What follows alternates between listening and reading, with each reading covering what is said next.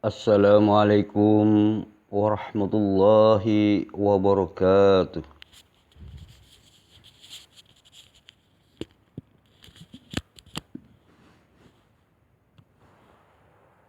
Assalatu wassalamu ala asrafil anbiya'i wal mursalin Sayyidina wa habibina wa syafi'ina qurrati a'yunina Allahumma salli ala Sayyidina Muhammad wa ala alihi wa sahbihi ajma'in La nabiyya ba'dah.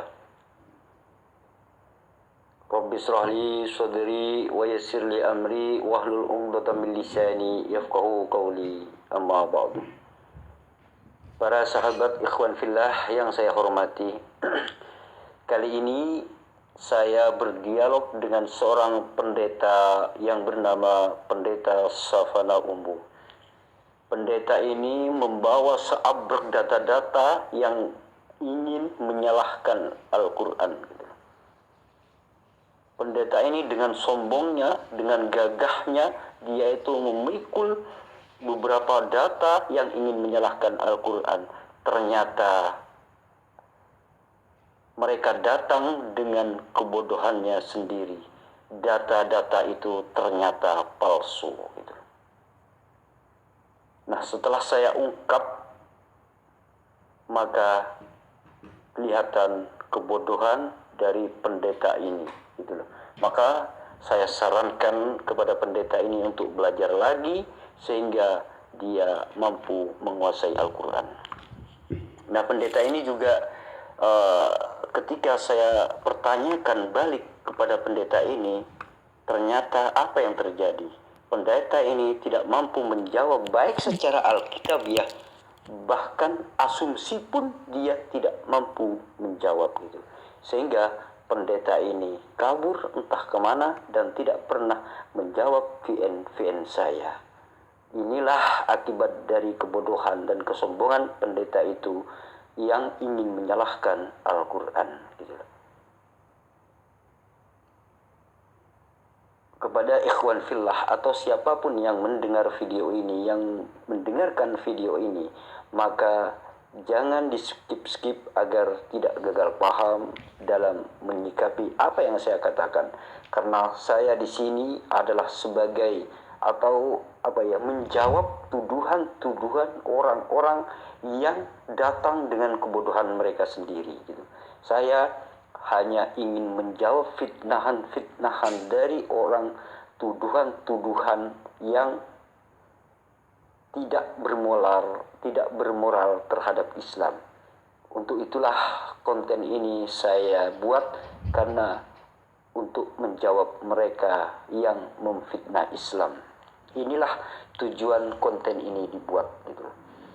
Terima kasih dukungan Anda. Mudah-mudahan dukungan Anda terhadap konten dakwah ini, mudah-mudahan Anda diberikan kemudahan dalam urusan dunia dan akhirat, dan mudah-mudahan Anda dijadikan orang yang sukses dunia dan akhirat. Amin, amin, Allahumma amin.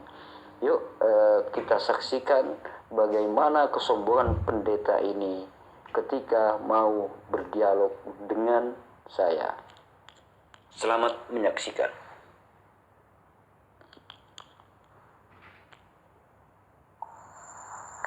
Alkitab itu walaupun diterjemahkan tetapi sudah sama, ya, isinya di kitab di Israel, di Amerika atau di belahan dunia manapun, ya, sudah sama semua walaupun diterjemahkan dengan bahasa daerahnya, yang menurut bahasa daerahnya masing-masing. Tetapi tidak lari daripada keasliannya. Begitu Pak Zulkifli. Jadi kalau Al-Quran itu menilai bahwa Alkitab itu tidak benar, ya seharusnya Al-Quran itulah, ya, yang tidak membenarkan Alkitab karena sudah dikutip dan dirubah. Oke? Jadi dirubah, dikutip dari Alkitab lalu dirubah oleh Al-Quran.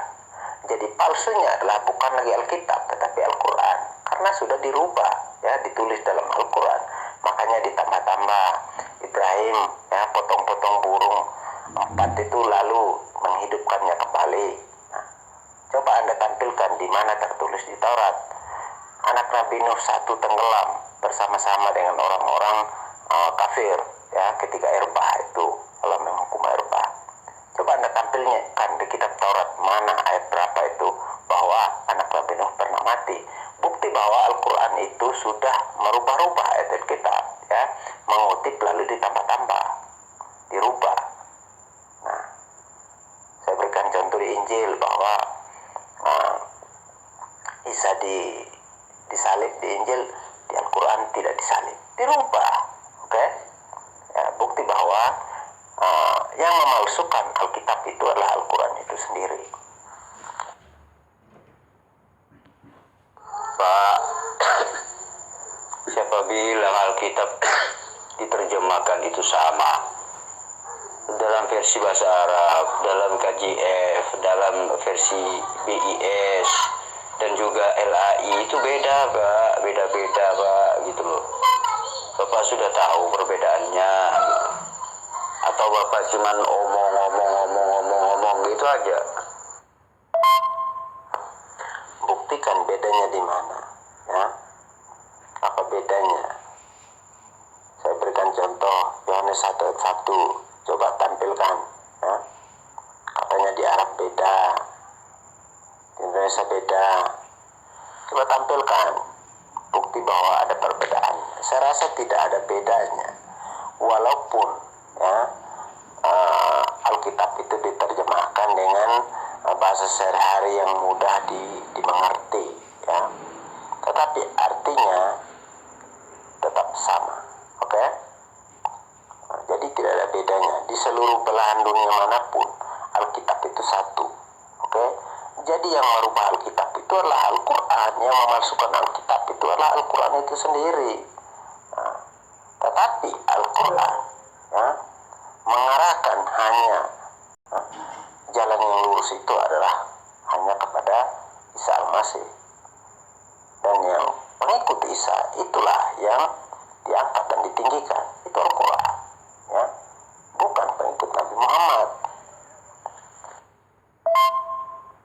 Nah, gini ya, saya tunjukkan bedanya. Di dalam versi bahasa Arab, Yesus itu seperti di dalam Yohanes 4, ya, kalau nggak salah yang tempat ayat berapa ya, yang itu di dalam versi bahasa Arabnya itu dikatakan qala lahu ya sayyidi arun nabiyah, gitu loh,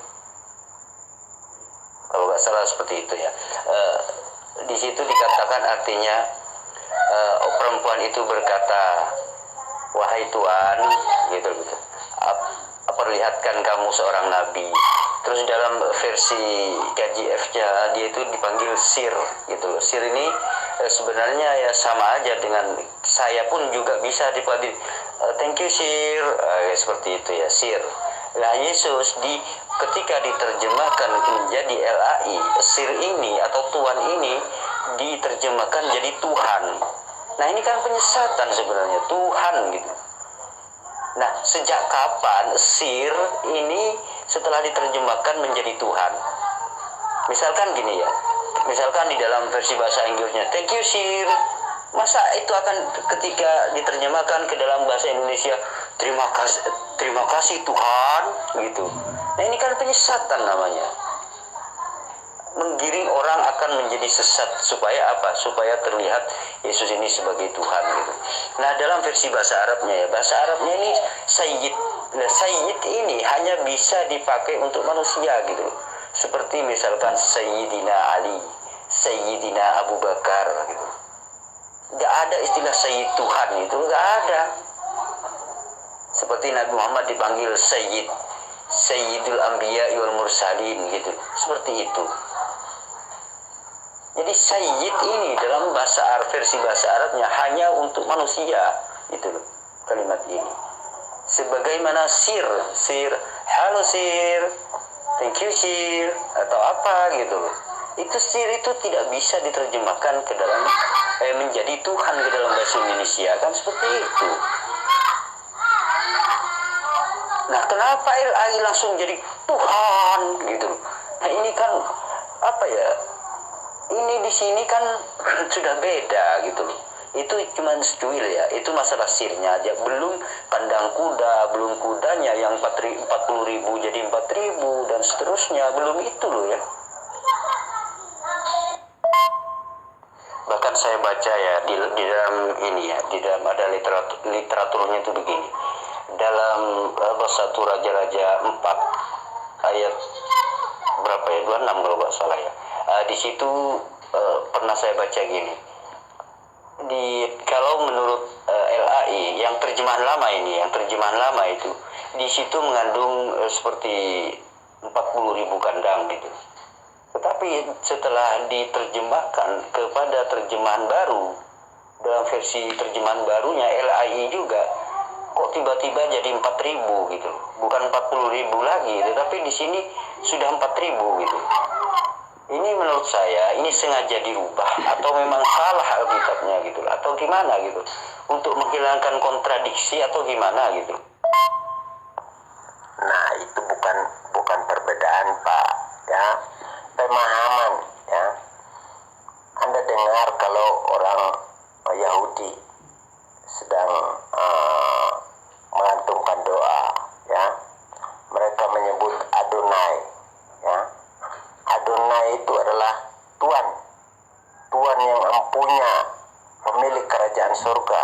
Itu yang mereka sebut, ya, di dalam ketika mereka beribadah, ya. Jadi Sir atau Tuhan atau Lord itu adalah sebutan bagi Tuhan, ya.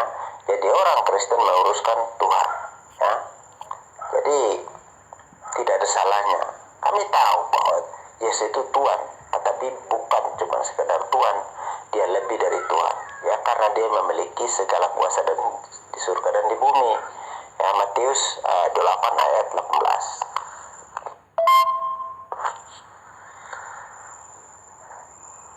Kalau memang ada pengurangan di situ, mungkin kesalahan kopi, ya Pak. Kopinya itu paling.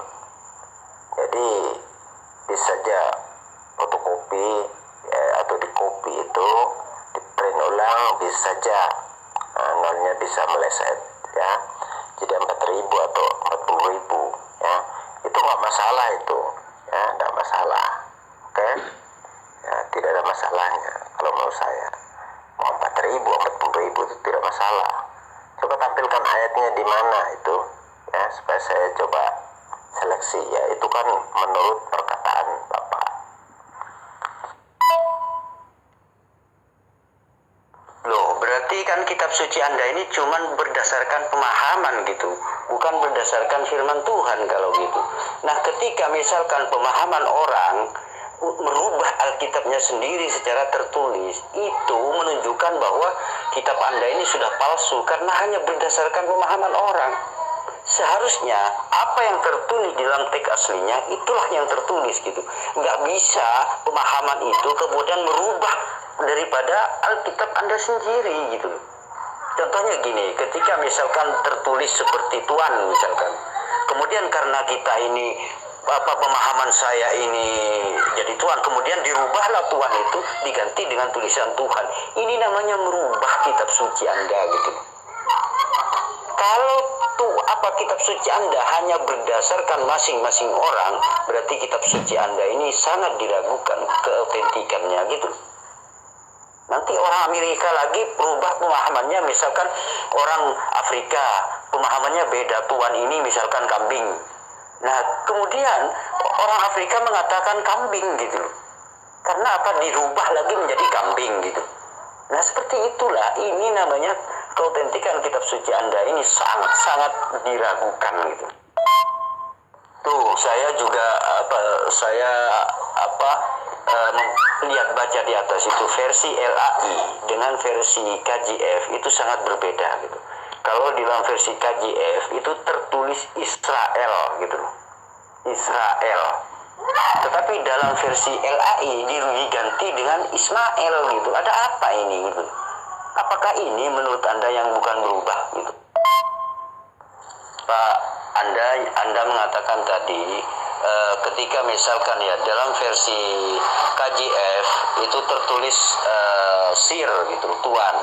gitu. Sedangkan menurut pemahaman orang Indonesia kemudian itu Tuhan gitu. Ini kan sebenarnya sudah perbedaannya jauh.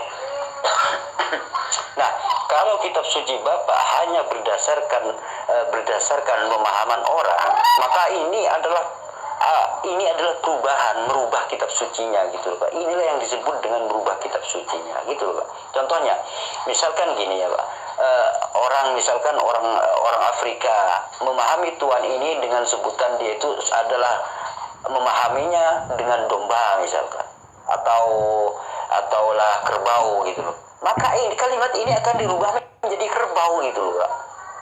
Karena pemahaman orang Afrika misalkan karena memahami Tuhan itu kerbau gitu, maka kitabnya akan dirubah jadi kerbau gitu loh Pak. Nah ini kan lucu gitu loh Pak, kalau hanya berdasarkan pemahaman orang gitu loh.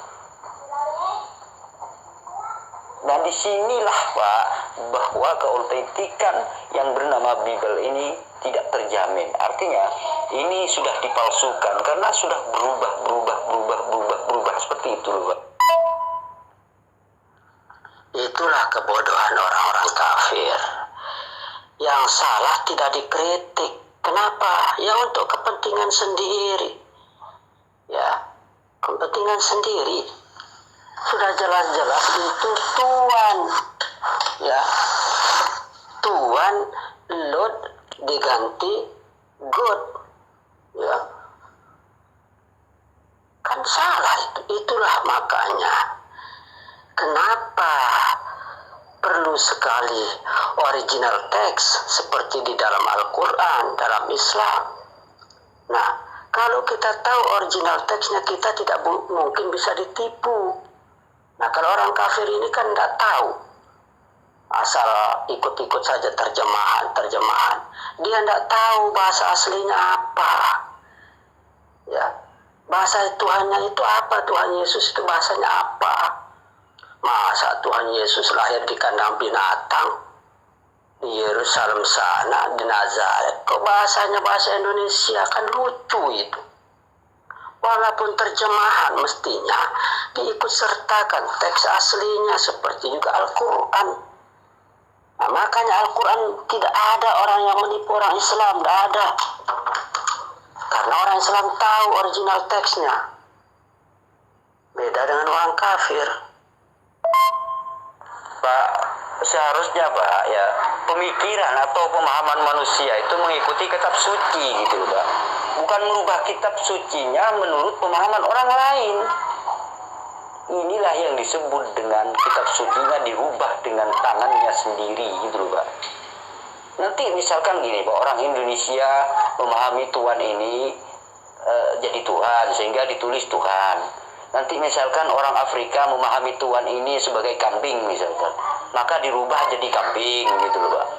Ini namanya merubah Pak gitu loh. Dan seperti ayat yang di atas, seperti di ayat di atas itu, nama Israel dalam KJF aja itu masih tertulis Israel Pak, Israel gitu loh. Tetapi setelah ke versi LAI, Israel ini diganti menjadi Ismail karena menurut pemahaman orang Kristen Indonesia gitu. Nah inilah yang saya maksud bahwa Bible ini adalah tidak asli gitu loh Pak.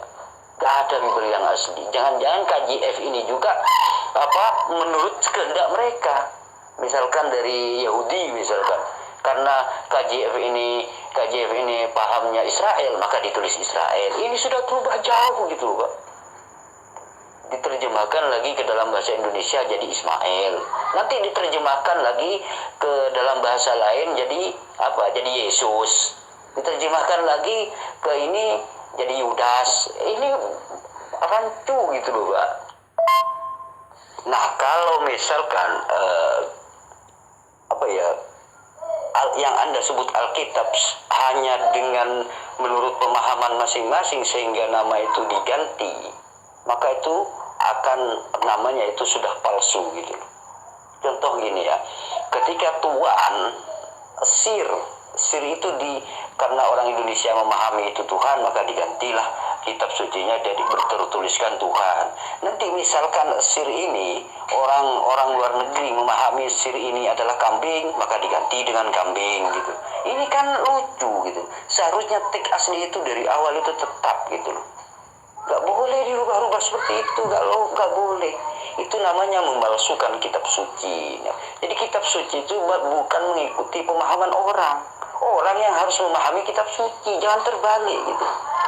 Kalau kitab sucinya harus mengikuti pemahaman orang, maka akan dirubah-rubah seperti itu. Itulah akibatnya gitu loh.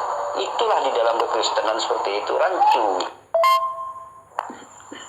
Itu hanya salah penyampaian saja, Pak. Ya.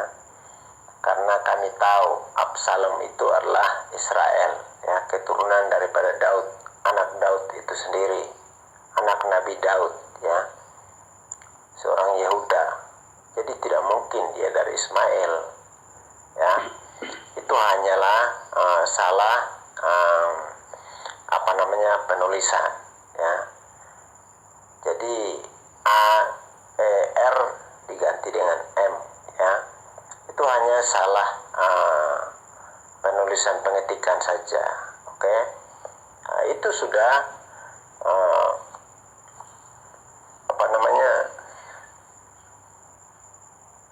walaupun semua LAI mengatakan bahwa dia adalah Ismail, ya tidak mungkin, karena Absalom itu adalah anak daripada Raja Daud atau Nabi Daud. Pak, perhatikan itu Pak, 2 Samuel pasal 17 ayat 25. Di dalam versi LAI itu tertulis nama Ismail gitu loh Pak. Sementara di dalam versi KJV, King James Version, itu tertulis Israel Pak. Ini mungkin pemahaman orang Indonesia, ini adalah Ismail. Sedangkan pemahaman versi KJV ini adalah Israel. Di sini aja sudah berbeda Pak gitu loh Pak. Kalau kitab suci hanya menurut pemahaman orang menjadi rancu seperti Bible gitu loh Pak. Pak, Anda mengatakan bahwa tidak mungkin itu Ismail, tapi faktanya dalam versi LAI itu tertulis Ismail Pak. Ada apa ini gitu loh Pak. Ini satu ya. Coba bayangkan Pak, kalau kesalahan seperti ini yang satu ditemukan misalkan, berapa banyak lagi yang kesalahan di dalam Bible Anda sendiri versi LAI ini Pak gitu. Seperti itu loh Pak. Ini baru di era sekarang ini. Kalau Bapak runut sampai ke sebelumnya sampai zaman Paulus zaman dulu, waduh hancur Pak Bible ini Pak gitu. Inilah kenapa teks aslinya tidak diikutkan Pak, agar supaya setelah direvisi dirubah seperti ini tidak ketahuan gitu Pak. Bagi kami orang Kristen Pak ya, kalau masalah sejarah itu tidak fatal, ya, tidak fatal kalau masalah sejarah, karena itu hanya kisah perjalanan orang Israel, ya. Nah, jadi sejarah itu hanyalah untuk mengingat, ya. Jadi walaupun salah ditulis, katanya hanya kata, ya, tetapi kami tahu, ya, Absalom itu adalah anak daripada Raja Daud atau Nabi Daud, ya, kakek moyang daripada Isa Al-Masih, Yesus Kristus, oke. Jadi jelas dia dari bangsa Israel, tidak mungkin dari bangsa Arab, karena di zaman itu nabi-nabi tidak ada yang dari Arab, oke. Hanya nabi-nabi hanya berasal dari Israel, ya. Hanya di abad ke-7, ya, tahun 670 Masehi, itu barulah, ya, muncul pengakuan bahwa ada nabi di Arab. Jadi itu pun kami tidak akan percaya.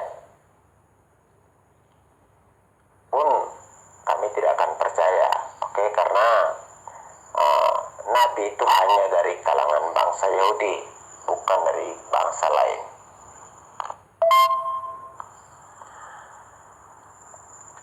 itu hanya salah menempatkan kata saja, ya. R bergantian dengan M, artinya Israel dengan Ismail, ya. Dalam bahasa aslinya itu adalah Israel, tetapi diterjemahkan dalam LI Ismail, ya. Jadi sejarahnya kami tahu, kan saya katakan Absalom itu adalah anak daripada Nabi Daud. Walaupun dikatakan Ismail, seorang Ismail, itu tidak masalah bagi kami, ya. Karena Alkitab perjanjian lama itu hanyalah pedoman, ya. Hanyalah turunnya awalnya, ya. Kisahnya itu yang menjanjikan seorang penyelamat, ya, yang lahir daripada keturunan Daud, ya. Itulah keturunan mereka lah. Absalom juga itu adalah anak Daud itu sendiri. Jadi mustahil kalau Absalom itu adalah orang Ismail. Pak, yang namanya kitab suci dirubah, baik itu dalam sejarah atau apa, itu bukan sejarah, itu kitab suci loh, Pak. Kitab suci. Bibel itu hanya sejarah atau kitab suci sih, Pak, menurut Anda, Pak? Nah, kalau itu kitab suci, maka tidak layak. Siapa yang berhak merubah kitab suci, Pak? Siapa? Saya tahu. Yang mempunyai otoritas merubah kitab suci itu siapa dalam kekristenan? Saya ingin tahu itu, Pak. Kalau Bapak mengatakan kalau hanya itu gak apa-apa, berarti di dalam kekristenan itu ada orang yang mempunyai otoritas merubah firman Tuhan, gitu loh, Pak. Siapa, Pak, kira-kira? Nah, inilah yang tidak Bapak pahami. Ini sebenarnya penyesatan. Ini yang diketahui, Pak. Bagaimana yang tidak diketahui, gitu loh, Pak. Berapa banyak yang dirubah, gitu loh, Pak. Sehingga apa? Sehingga saya tidak menemukan Yesus itu mengaku dirinya sebagai Tuhan, kemudian dirubah hingga dituhankan, gitu. Ini kan perubahan juga, Pak. Iya, itu siapa? Itu kan persalahan perkataan Israel ditulis Ismail. Ini kan salah, Pak. Yesus bukan Tuhan, ditulis Yesus Tuhan. Seperti itulah contohnya, Pak. Ya, akhirnya menjadi sebuah penyesatan, gitu.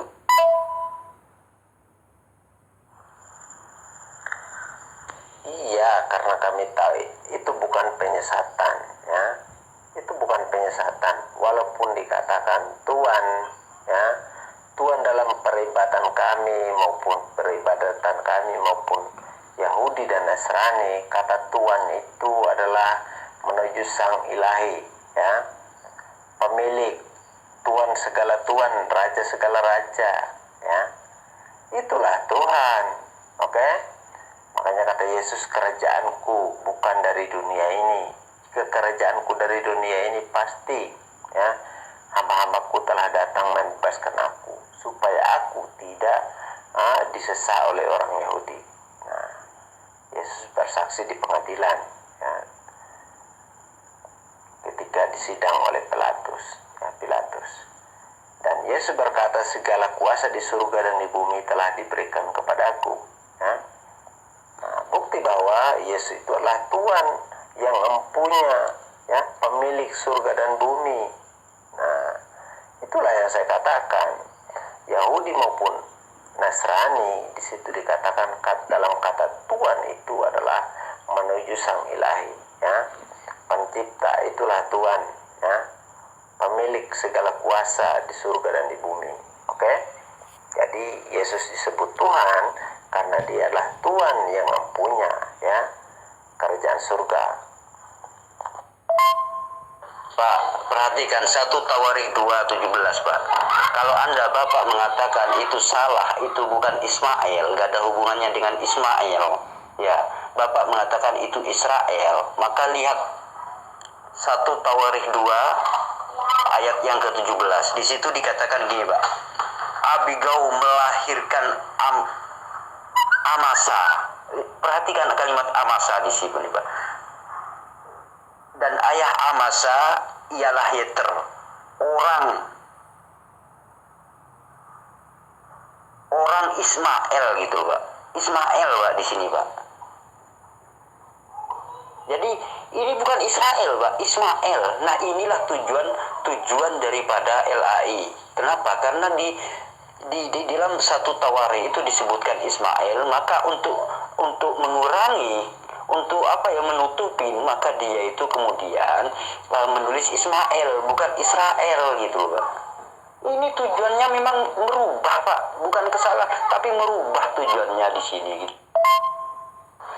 Nah, persoalannya di sini kan begini, Pak.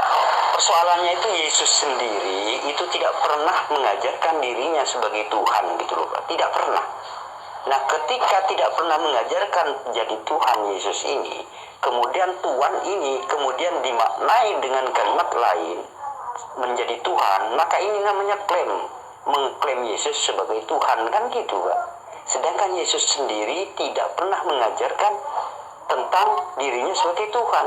Misalkan kalau kita mengaca kepada kitabnya Yahudi misalkan, kalau dalam kitabnya Yahudi kan jelas, Pak, akulah Tuhan Allahmu, akulah Tuhan. Jadi Tuhan itu pasti mengaku dirinya sebagai Tuhan gitu. Ketika misalkan ada kalimat apapun, dia itu tetap akan dianggap sebagai Tuhan, karena memang Tuhannya itu mengaku dirinya sebagai Tuhan, kan gitu, Pak. Beda dengan Yesus. Yesus ini selama hidupnya tidak pernah mengaku dirinya sebagai Tuhan, tidak, Pak. Nah, ketika ada orang mengklaim Yesus ini sebagai Tuhan, itu hanya klaim gitu loh, Pak. Inilah yang disebut dengan penyesatan gitu loh, Pak. Di dalam Al-Quran juga, ya, baca Quran Maryam 17, ya.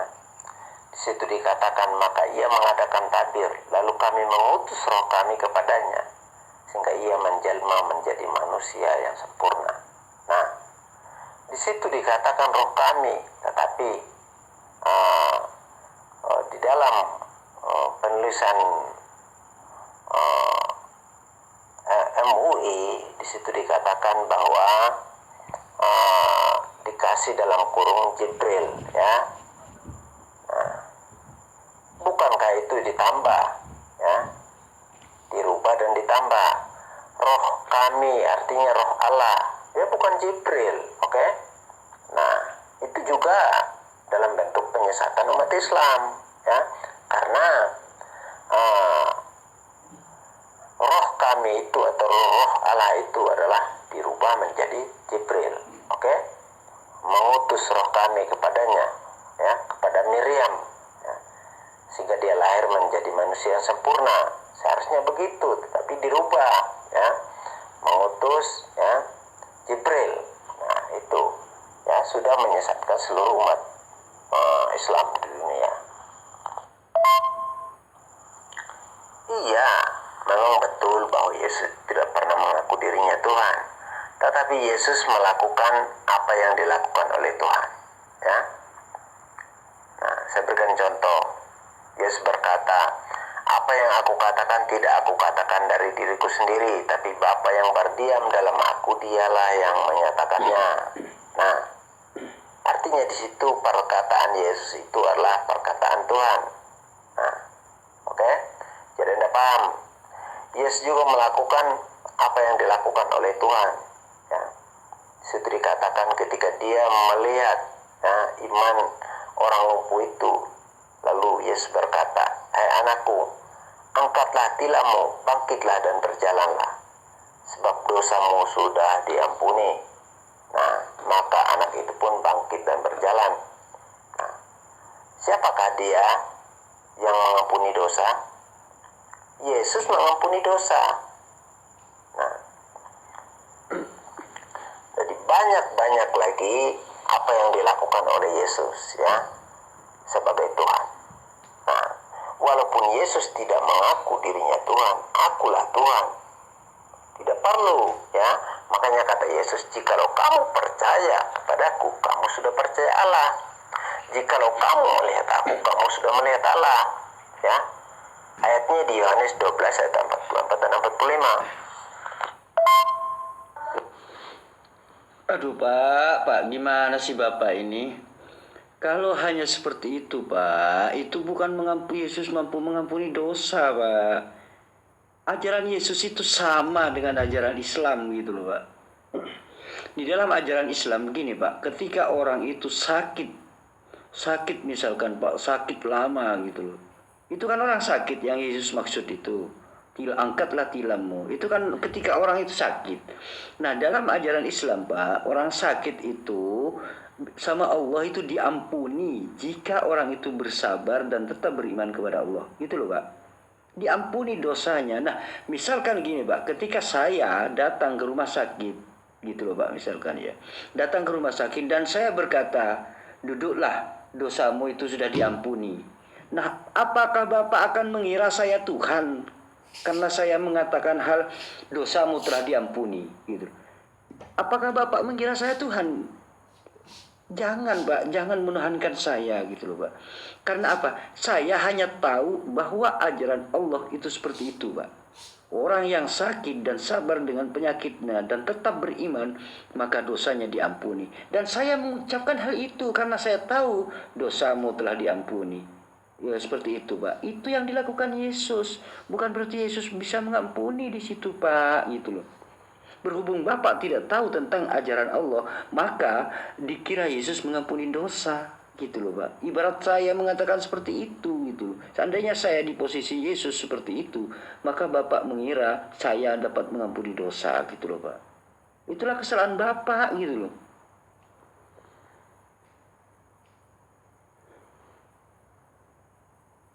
Nah, itu Pak, kalau Anda mengacu kepada Al-Quran, di sini sudah jelas Pak, yang disebut dengan Ruhul Kudus itu adalah malaikat. Itu sudah jelas Pak. Ketika ada kalimat ruh kami, itu adalah memang malaikat di situ Pak, gitu.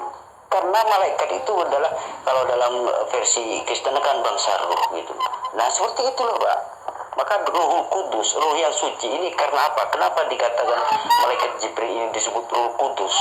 Kenapa? Karena memang tugas malaikat Jibril ini adalah menyampaikan firman gitu loh Pak. Firman ini adalah sesuatu yang suci gitu loh. Makanya malaikat ini disebut dengan Ruhul Kudus karena tugasnya adalah penyampai wahyu. Ini sudah jelas, bukan Tuhan Pak di situ Pak. Gitu loh Pak. Bukan Tuhan. Hanya orang bodoh yang mengatakan Ruhul Kudus ini adalah Tuhan gitu loh Pak. Orang Islam semuanya mulai dari awal, mulai dari zaman Nabi Muhammad sampai sekarang, yang kalau ketika menyebut Ruhul Kudus itu adalah malaikat Jibril, itu sudah tahu Pak. Misalkan gini, ada Pak, Ruhul Kudus itu adalah Tuhan, ada yang mengatakan seperti itu orang bodoh Pak, orang bodoh itu loh Pak. Makanya kebodohan itulah yang bisa menyesatkan gitu loh Pak. Begini ya, misalkan Bapak, itu kan penafsiran Bapak. Misalkan Yesus melakukan sesuatu yang dilakukan Tuhan sehingga dituhankan gitu. Itu kan penafsiran Bapak. Padahal Yesus tidak seperti itu gitu loh Pak. Contohnya gini aja Pak. Misalkan ada monyet melakukan sesuatu pekerjaan Tuhan gitu loh Pak.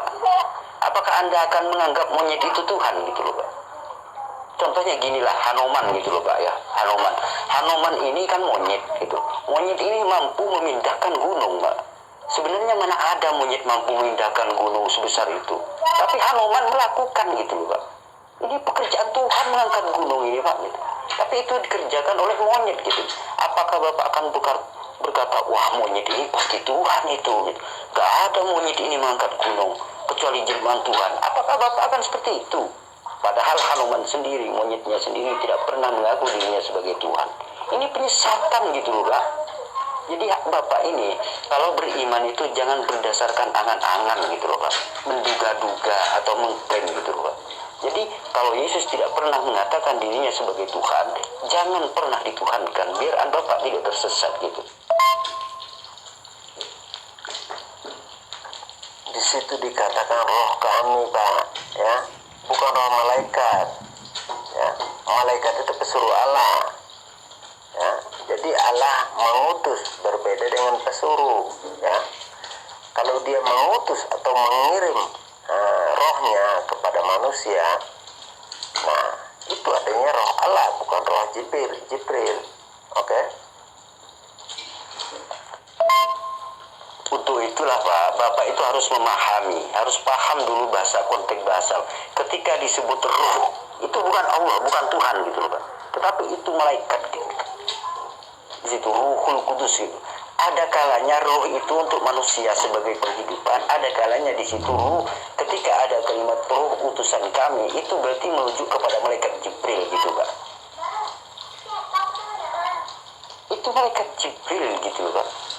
Jadi Bapak harus memahami dulu, tidak ada satu orang muslim pun yang mulai dari zaman Nabi Muhammad sampai kepada hari ini, sampai kiamat, yang mengatakan Ruhul Kudus atau ruh utusan itu adalah Tuhan itu sendiri. Gak ada, kecuali orang yang tuduhan orang Kristen yang dari luar, yang tidak paham tentang Al-Quran gitu.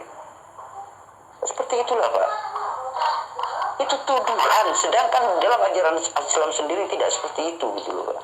Itulah makanya orang itu kalau ingin mempelajari Al-Quran itu harus belajar semuanya tentang teks aslinya itu Pak.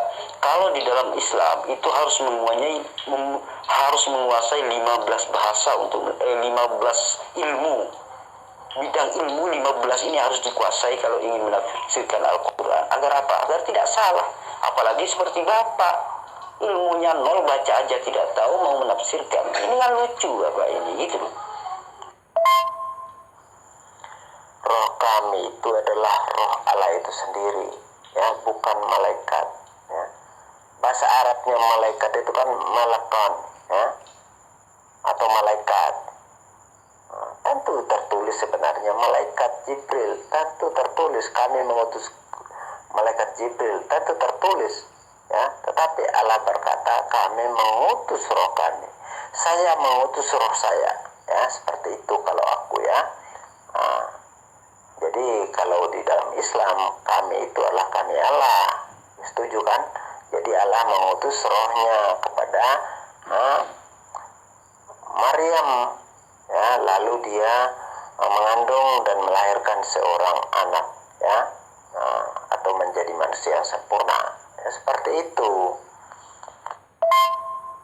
Nah, itu kan menurut Bapak, karena ruhul yang disebut ruhul kudus di dalam kitab suci Bapak itu dianggap Tuhan sendiri. Kan itu masalahnya di situ.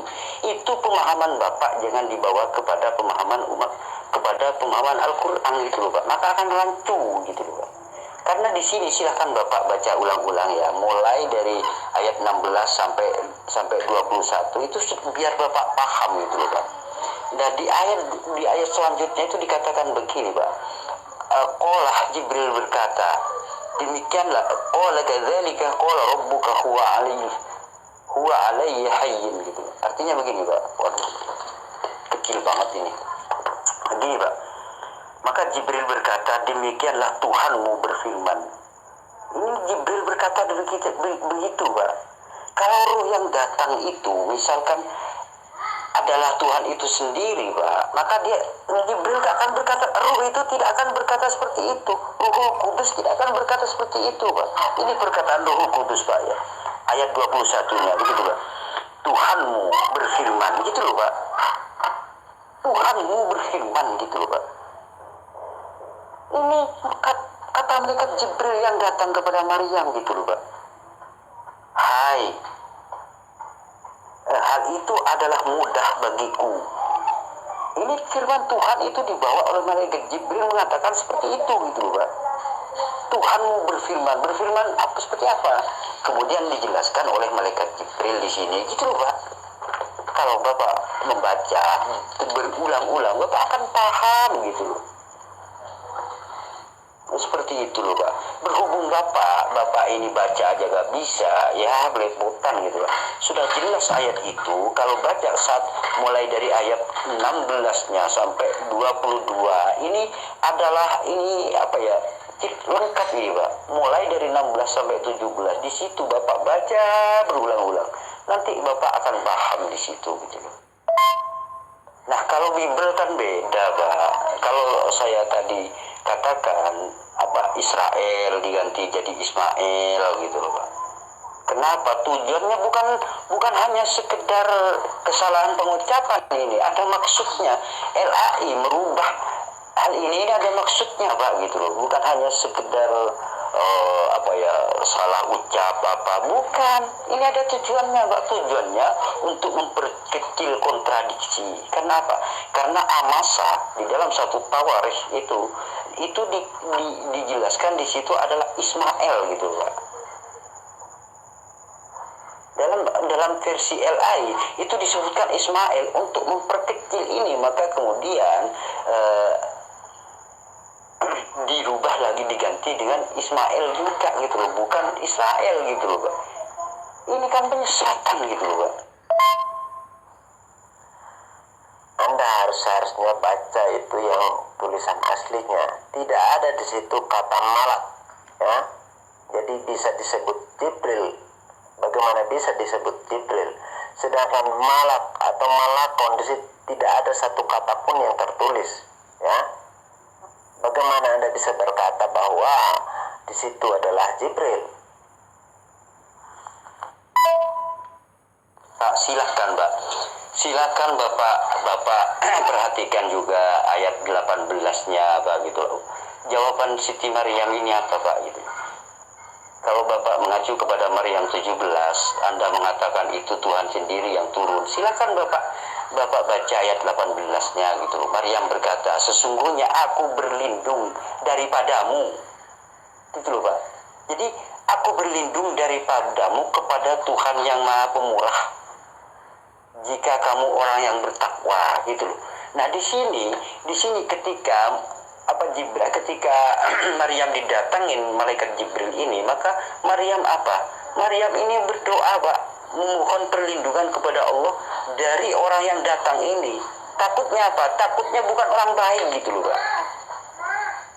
Maka kemudian Jibril ini kemudian kan nggak tahu di sini yang datang itu siapa, Maryam ini Pak gitu. Kemudian di ayat 19 kemudian Jibril berkata, sesungguhnya aku ini hanyalah seorang utusan Tuhan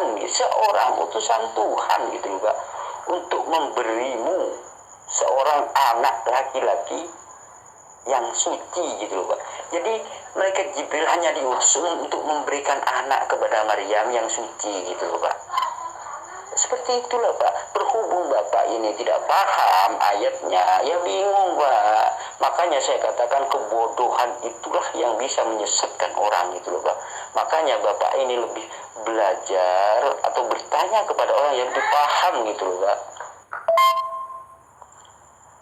Tidak ada yang merubah, ya, tidak ada yang menyesatkan. Saya sudah katakan salah dalam pengetikan, ya, salah dalam pengetikan itu, tapi tidak ada yang merubah, ya. Kita tahu bahwa keturunan Absalom itu adalah anak daripada Daud itu sendiri, ya, keturunan Yakub, ya, keturunan daripada anak Yakub yang bernama Yehuda. Nah, itu anaknya Nabi Daud loh, kalau menurut dalam Al-Quran, Nabi Daud, ya, atau di dalam Alkitab Raja Daud. Nah, jadi tidak ada, tidak ada penyesatan di situ, karena bagaimanapun, ya, itu sangat jelas bahwa di dalam bahasa aslinya itu bahasa Hebrew, ya, itu dikatakan bahwa Israel, ya, tetap dikatakan Israel bahasa aslinya, walaupun di dalam terjemahannya itu adalah Ismail, ya, hanya salah pengetikan, ya, kata R, ya, diketik M, ya, itu salah pengetikan kalau menurut kami, karena kami tahu di dalam kitab perjanjian lama itu adalah perjalanan bangsa Israel keluar dari tanah Mesir. Pak, saya sudah katakan di dalam banyak ayat Ruhul Kudus atau Ruhana itu adalah malaikat Jibril Pak gitu. Kalau berhubung Bapak tidak paham tentang kalimat ruh, Tuhan itu dalam Islam bukan ruh Pak gitu. Tuhan itu tidak mempunyai ruh Pak di dalam Islam Pak. Ruh itu hanya untuk ciptaannya gitu loh Pak. Tuhan itu tidak punya ruh dalam Islam Pak gitu.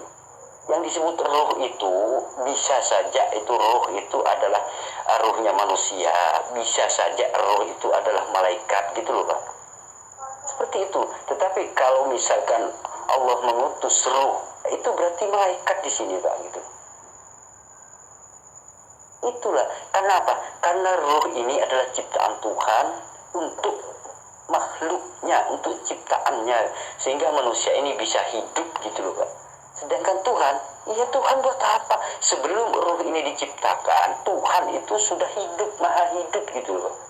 Kemudian Tuhan itu menciptakan segala sesuatu termasuk ruh manusia ini gitu loh Pak. Termasuk malaikat juga ciptaan gitu loh Pak.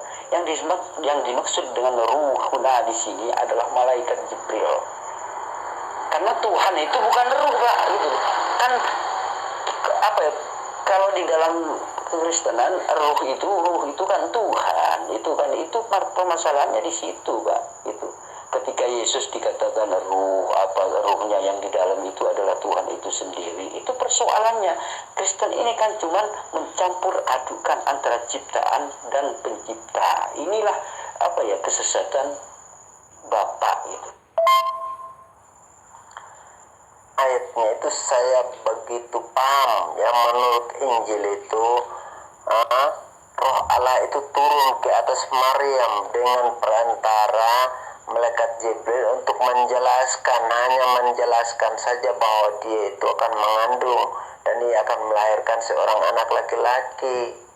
Nah seperti itu, bukan dia yang meniupkan, oh tidak ya, Allah sendiri mengutus rohnya atau mengirim rohnya ke atas Maria ya, menaungi Maria. Nah itu, jadi di dalam Al-Quran ini hanya mendaur ulang, akhirnya salah ya. Di dalam ayat Quran Maryam 17 tidak ada di situ kata malaikat atau kata Jibril, tidak ada di situ ya. Jadi dia hanya berkata, aku mengutus rohku ya kepadanya. Nah itu jelas ya, aku mengutus rohku kepadanya sehingga ia menjadi manusia yang sempurna ya. Nah, jelas roh Allah mengutus ya, Allah mengutus rohnya kepada Maryam, lalu dia mengandung dan melahirkan seorang anak laki-laki ya, dan diberi nama dia Isa. Nah itu jelas ya. Jadi karena dalam penyesatan terjemahan Quran Indonesia ditulislah Jibril ya, lalu dibelokkan bahwa Jibril lah yang mentiupkan. Berarti hebat Jibril dong ya, dia melebihi Allah itu sendiri ya, bahwa rohana itu adalah Jibril, dan Jibril berkuasa untuk menciptakan manusia. Sangat hebat. Berarti Allah SWT itu adalah Jibril itu sendiri kalau menurut pemahaman Al-Quran. Pak, silakan Anda baca 1 Tawarikh 2 ayat 17 Pak. Itu juga Abigail melahirkan Amasa. Dan ayahnya Amasa ialah Yeter, orang Ismail itu loh Pak. Itu di dalam 1 Tawarikh 2 ayat 17 Pak. Artinya Amasa ini adalah orang Ismail gitu loh Pak. Nah inilah yang dimaksud tujuan daripada LAI gitu loh Pak. Kenapa? Ketika di dalam versi bahasa Inggrisnya itu tertulis Israel, tetapi setelah diterjemahkan ke dalam bahasa Indonesia menjadi Ismail, agar supaya di dalam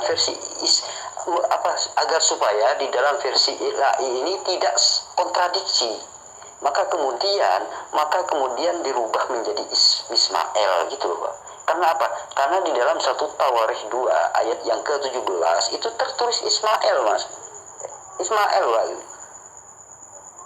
Karena di situ tertulis Ismail, makanya dirubah lagi menjadi Ismail gitu loh, tidak menggunakan Israel, padahal Ismail dan Israel itu jauh gitu loh Pak. Ini kan penyesatan namanya. Kalau Bapak mengatakan salah ketik apa segala macam, itu bohong Bapak ini gitu.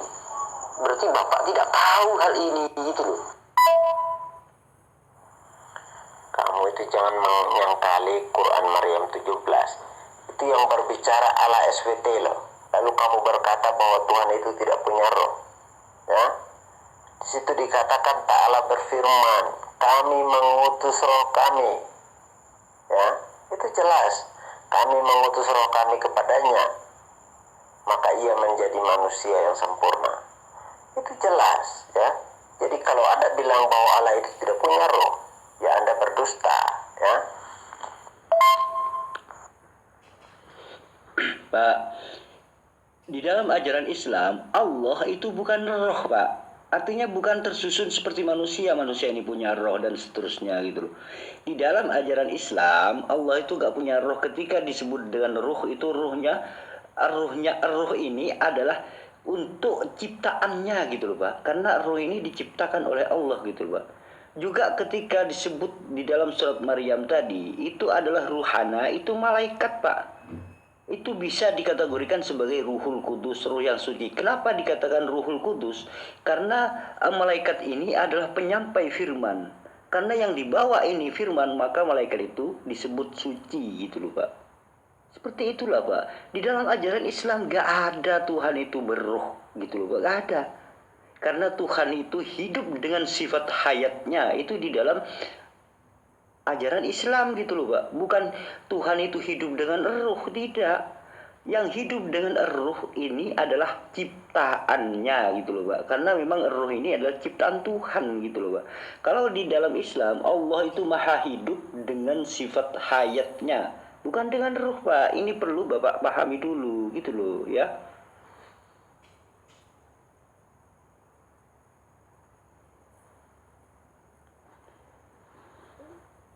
Pak, begini ya Pak, dalam ajaran Islam semua firman Allah itu yang menyampaikan kepada manusia itu adalah seorang malaikat, Pak. Malaikat ini bernama malaikat Jibril gitu Pak. Kenapa malaikat Jibril ini disebut roh yang suci gitu Pak? Roh yang suci, kenapa Bapak tahu? Karena tugas malaikat Jibril ini adalah membawa firman Tuhan gitu loh Pak. Makanya disebut dengan Ruhul Kudus atau malaikat Jibril atau ruhana gitu loh Pak. Nah, di sini Pak, ketika disebut dengan ruh gitu loh Pak, ruh. Nah, seperti ini, ruh yang merubah menjelma menjadi manusia. Ini malaikat gitu loh Pak. Nah, ruh ini kemudian agar supaya Maryam ini tidak takut, maka malaikat ini berubah menjadi manusia gitu loh Pak. Kalau misalkan Jibril ini datang dengan bentuk aslinya kepada Maria, misalkan berbentuk seperti malaikat Jibril aslinya, maka jelas Maryam ini takut, ketakutan gitu. Untuk itulah kemudian malaikat Jibril ini berubah menjadi manusia gitu loh Pak. Yang datang ini malaikat Jibril, ruhana. Roh ini disebut roh, ini adalah malaikat gitu loh Pak. Kemudian ketika disebut roh kudus, roh yang suci, itu juga malaikat gitu loh Pak. Ini yang tidak Bapak ketahui dalam ajaran Islam gitu loh Pak. Pak, itu malaikat Pak, malaikat. Roh, ketika disebut roh itu malaikat Pak. Allah mengutus malaikat kepada Siti Maryam, begitu intinya Pak gitu. Coba Anda baca Bapak di ke ayat 18-nya ya. Itu kan ayat 17, Maryam 17. Silakan Bapak baca ayat yang ke 18-nya. Qolat, kan begitu Pak. Maryam berkata gitu. Itu qolat ini Pak, ada ini tak nyaman namanya tak muannas Pak. Artinya di sini walaupun tidak dikatakan qol Maryam, tidak disebut namanya, semua umat Islam mengetahui Pak mana. Di ayat 18 ini kan gak ada kalimat Maryamnya Pak. Qolat begitu aja Pak. Gak ada namanya Maryam. Jadi semua orang yang paham bahasa Arab mengetahui, paham maknanya gitu loh Pak. Walaupun tidak tertulis nama Maryam secara teks. Tapi kalau orang itu paham bahasa Arab mengetahui. Begitu juga di ayat 17 ini Pak. Ketika orang itu memahami bahasa Arab, memahami tentang Islam, maka akan tahu bahwa di sini yang berbicara adalah malaikat gitu. Walaupun tidak ada tulisan malakah atau Jibril atau apa gitu loh Pak.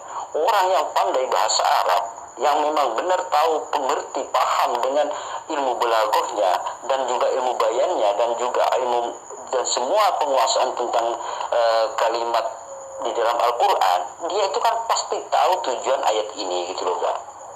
Nah, karena berhubung orang itu tidak semua menguasai ilmu itu, maka kemudian terjemahannya diberi pemahaman itu, yakni Jibril gitu loh Pak, agar supaya mengetahui gitu loh.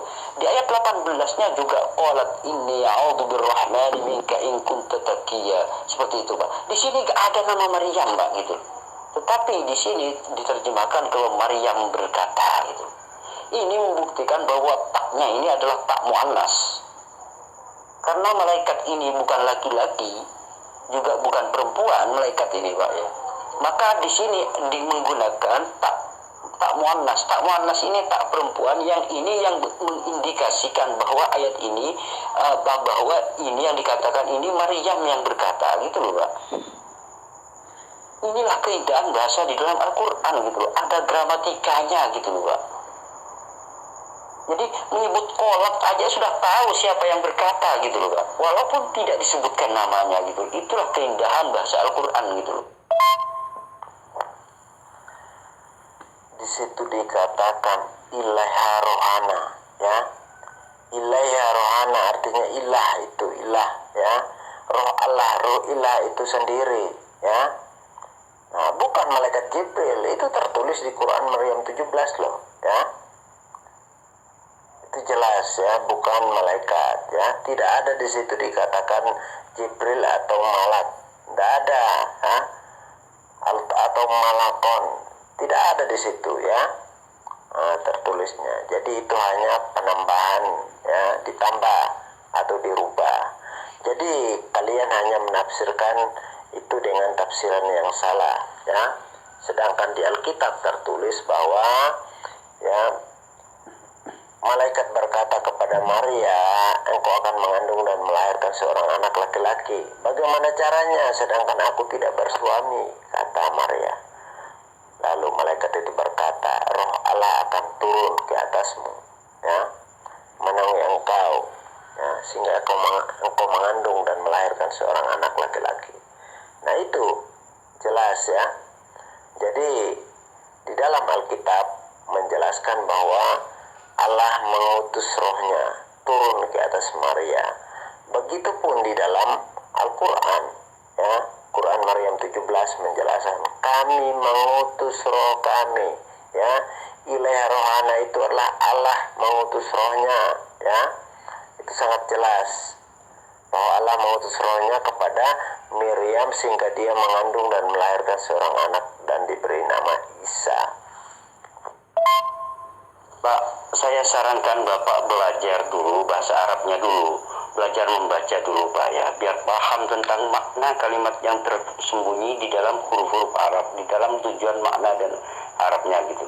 Kemudian Bapak belajar membaca dan seterusnya. Kemudian Bapak mempelajari ilmu nahwu dan syarah. Kemudian terus sehingga apa? Sehingga Bapak bisa mengerti paham makna yang tersembunyi di dalam kalimat-kalimat per kalimat di dalam Al-Quran, gitu loh, Pak. Seperti itulah, Pak. Kalau Bapak tetap bodoh seperti ini, maka kebodohan itulah yang bisa menyesatkan Bapak, gitu. Hanya kebodohan yang bisa menyesatkan Bapak. Karena apa? Karena Bapak tidak paham, gitu. Ya, salah satu contoh misalkan gini, Pak. Ketika Yesus itu tidak pernah mengajarkan dirinya sebagai Tuhan, lalu Bapak mengklaim Yesus itu sebagai Tuhan, ini menurut saya adalah sesuatu klaim yang salah, gitu loh, Pak. Kenapa? Karena Bapak hanya mengklaim dengan hawa nafsu Bapak sendiri, gitu. Sedangkan Yesus tidak pernah mengajarkan dirinya sebagai Tuhan, gitu. Ibarat gini, Pak. Ibarat Bapak ini terkesima dengan keajaiban Hanuman, gitu. Hanuman ini kan monyet, Pak. Monyet ini mampu mengangkat gunung, gitu loh, Pak. Nah, sehingga Bapak terkesima dengan Hanuman ini. Wah, monyet ini kok bisa angkat gunung? Wah, ini pasti Tuhan ini, gitu loh. Seperti itu, Pak. Seperti itu. Padahal Hanuman sendiri tidak pernah mengajarkan dirinya sebagai Tuhan. Seperti itulah gambarannya, Pak. Pak, saya sudah tahu ilaiha, bukan ilah, Pak. Anda Bapak salah lagi. Ilah rohana gimana? Ilaiha itu dikira Bapak Tuhan, gitu. Aduh, Pak. Ilaiha itu maknanya adalah kepada. Ha ini makna mu'annas, Pak. Ha ini adalah mu'annas, artinya kepada Maryam, gitu. Walaupun tidak disebutkan, misalkan tidak disebutkan ini, Pak, kepada Maryam, tidak ilah Maryam, tidak seperti itu, Pak. Orang Islam tahu, Pak. Ilaiha, ini adalah merujuk kepada kalimat Maryam, gitu loh, Pak. Padahal aja di sini. Kenapa bisa diartikan Maryam, gitu? Padahal di sini nggak menyebutkan Maryam, gitu. Kalau memang Bapak mengatakan, itu tidak ada malaikat Jibril di situ, berarti di situ di ayat itu juga, di ayat itu di ayat yang sama itu tidak ada nama Maryam, Pak, gitu loh, Pak. Cuman ada tulisan ilaiha gitu loh, Pak. Kalau Bapak pemahaman Bapak sebodoh itu, berarti wah di situ kan nggak ada tulisan malaikat Jibril. Berarti di ayat itu juga tidak ada tulisan Maryam gitu loh, Pak. Kalau pemahaman seperti Bapak semua, pemahaman Bapak sebodoh itu, makanya saya sering mengatakan kebodohan itulah, Pak, yang bisa menyesatkan orang gitu loh, Pak. Jadi Bapak harus keluar dari kebodohan itu biar Bapak tidak menyembah manusia gitu. Nah, justru sebaliknya, kalianlah yang saya katakan bodoh, ya. Jelas-jelas di Quran Maryam 17 tidak ada kata Jibril atau kata malaikat, ya. Tapi kalian menafsirkannya adalah malaikat. Itulah, ya. Lalu kalian berkata bahwa penafsiran kami adalah bodoh. Nah, Anda sangat keliru, ya. Kami tidak bodoh, ya. Jelas Yesus, ya, melakukan hal-hal yang dilakukan oleh Tuhan, ya. Walaupun dia datang bukan sebagai Tuhan, ya, tetapi dia datang sebagai juru selamat. Nah, itu adalah Tuhan. Kalau dia adalah juru selamat, ya dia adalah Tuhan, ya, karena dia datang untuk menyelamatkan manusia, bahkan dia datang menjemput manusia nanti di akhir zaman. Nah, itu. Jadi makanya di dalam Quranmu sudah menjelaskan, ya, pengikut Isa atau Isa dan pengikutnya ditinggikan di atas orang-orang kafir, ya. Bukti bahwa dia adalah penyelamat, ya.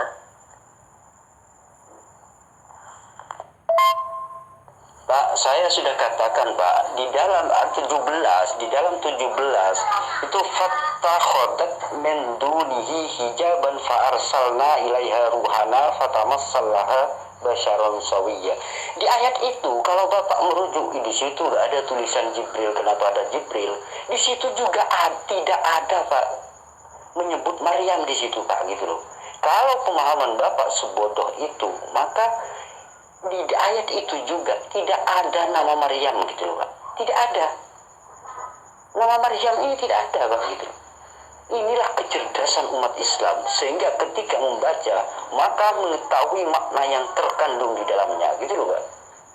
Berhubung Bapak bodoh, maka bingung dengan kalimat itu, gitu loh, Pak. Makanya jangan biarkan kebodohan itu menggerogoti Bapak gitu, karena kebodohan itulah yang membuat Bapak tersesat. Sehingga apa? Sehingga manusia pun bisa disembah akibat dari kebodohan itu, gitu loh, Pak. Kalau pemahaman Bapak sebodoh itu mengatakan di ayat surat Maryam ayat 17 ini, di situ Bapak ngeyel dari penjelasan saya bahwa di situ tidak ada nama Jibril, Bapak mengatakan seperti itu. Di ayat 17 juga tidak ada nama Maryam, Pak, gitu. Tidak ada. Karena ayatnya berbunyi gini, Pak. Fattakhadat min dunihim hijaban fa arsalna ilaiha ruhana fatamassallaha basyarun sawiyya. Gitu loh, Pak.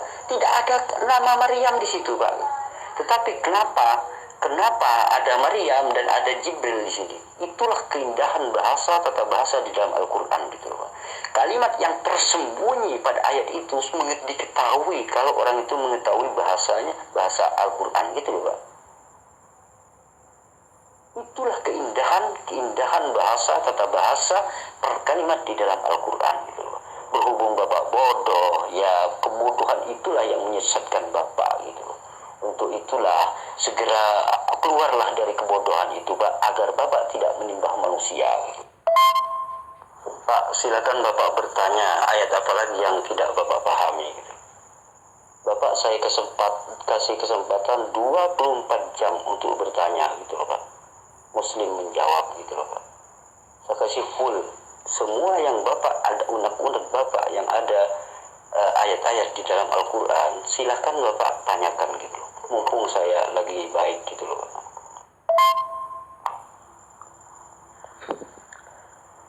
Itu sudah dijelaskan ilaha rohana, artinya di situ bahwa roh yang kudus atau roh suci, ya, itu sudah jelas. Roh suci itu adalah roh Allah itu sendiri, kami mengutus roh kami kepadanya, ya, itu sudah jelas. Tidak ada dikatakan kami mengutus malaikat atau Jibril. Tidak tertulis di situ ya. Kenapa bisa tertulis Jibril? Nah itu kalau kamu pintar ya, pasti kamu tidak asal imani, begitu loh. Karena tidak ada di situ kata malaikat atau kata Jibril, tidak ada tertulis di dalam Quran Maryam 17. Pak, aduh Pak, ya apa Pak, Anda ini Pak, gitu. Aduh, ilaiha itu bukan ilah Pak, bukan Tuhan itu Pak. Ilaiha itu bukan Tuhan Pak, dikira ilah gitu loh. Pak, jangan biarkan kebodohan itu menggerogoti diri Anda Pak. Ilaiha itu maknanya ilaiha, ilai. Itu maknanya apa? Kepada, ke gitu Pak. Ke gitu loh Pak, ilai gitu loh. He-nya ini ke, he ini Maryam gitu loh Pak. Ruh gitu loh Pak, malaikat Jibril gitu. Nah itu artinya malaikat Jibril ini adalah utusan Allah gitu loh Pak. Aduh Pak, ya apa sih Bapak ini? Jadi gak ada di sini Tuhan turun dan seterusnya, itu gak ada Pak gitu loh Pak. Karena tuh di Tuhan di dalam Islam itu Tuhan itu tidak butuh pada tempat Pak, apalagi sampai ini. Kalau ada bahasa kiasan, istilah kiasan, inilah Bapak yang tidak Bapak pahami. Al-Quran ini Pak ya mengandung bahasa sastra yang tinggi gitu loh Pak. Jadi kadang-kadang ayat itu tidak bisa dimaknai secara harfiah, kadang-kadang secara bahasa sastra gitu loh Pak. Itulah keindahan bahasa di dalam Al-Quran. Coba Anda Bapak baca belajar membaca dulu ya, kemudian belajar ilmu nahwu sorof dan belagohnya. Nanti Bapak akan paham dengan sendirinya gitu loh Pak. Itu saran dari saya, jangan biarkan kebodohan itu menggerogoti Bapak, karena kebodohan itulah yang bisa menyesatkan Bapak. Pak, yang disebut dengan roh suci itu dalam versi bahasa Arab itu disebut ruhul kudus gitu loh Pak. Ruh yang suci gitu loh Pak. Ruh yang suci ini, ruh itu adalah malaikat Pak gitu loh. Ruhul kudus, kudus ini suci, malaikat yang suci, ruh yang suci. Karena apa? Karena tugas malaikat Jibril ini adalah membawa firman gitu loh Pak. Dan Jibril ini dan malaikat Jibril ini tidak pernah melakukan dosa Pak, malaikat ini.